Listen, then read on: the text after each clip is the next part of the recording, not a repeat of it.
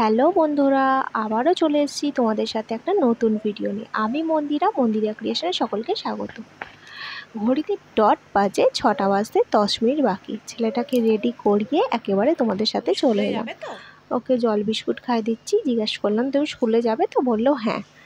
এরপর আমি এখানে নিচে কাছে নিয়েছি, আগে ছেলেটাকে বার করে নিই, তারপরে এবার ওপরের কাজগুলো মেটাবো। তোমাদের দাদাভাই ওকে দিতে যায় আর আমি আনতে যাই। চলো ও আগে বেরিয়ে যায়, তারপরে তোমাদের সাথে আসছি। আর এটা জানো তো, এখনকার ভিডিওটা নয়, এটা হচ্ছে কয়েকদিন আগেকার। আর আজকে একটা স্পেশাল দিন হলো তোমাদের দাদাভাইয়ের জন্মদিন, সেই জন্যই এখানে রান্নার আয়োজন করব। এটা হচ্ছে কয়েকদিন আগে বলতে ঠিক বাসন্তী পুজো যখন হচ্ছিল তখনকার ভিডিও।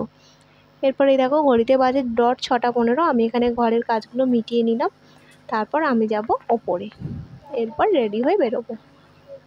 চলো আমি এই যে আগে এই রাস্তাগুলো আগে কাজ ছেড়ে নিই।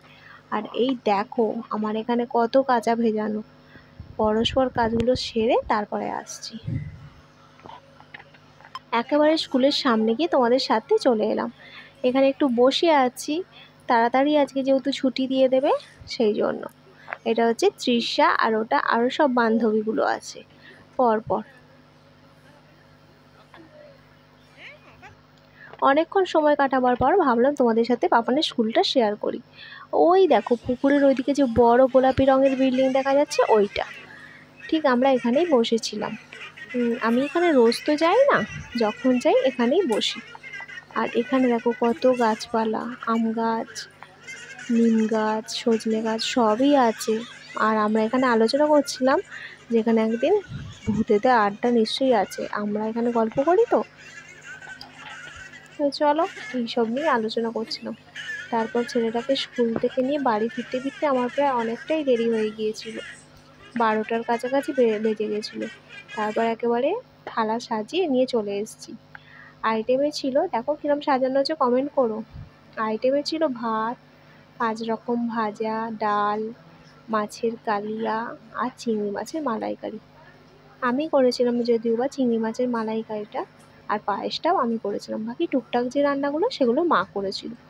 আর সাথে কিনে নিয়ে চলে এসেছিলাম ওর পছন্দের দুলাল ঘোষের দই, আর হচ্ছে 5 রকম মিষ্টি।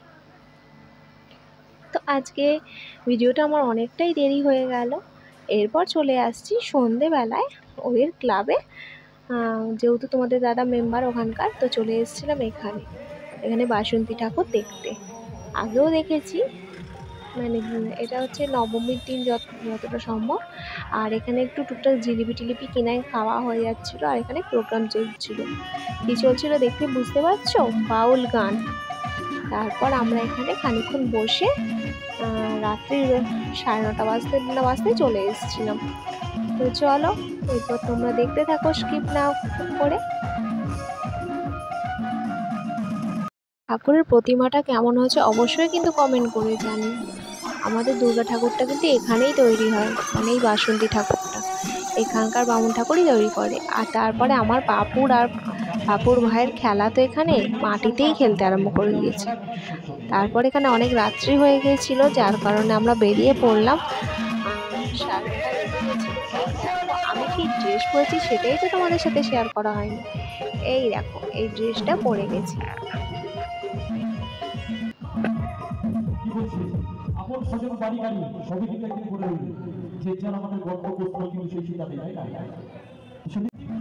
তো আজকের ভিডিওটা এই পর্যন্তই, দেখা হবে পরবর্তী একটা ভিডিওতে। আর কিছু পিক তুলেছিলাম সেগুলো তোমাদের সাথে শেয়ার করে দিলাম। ভিডিওটা ভালো লাগলে একটা লাইক করে দিও। টাটা।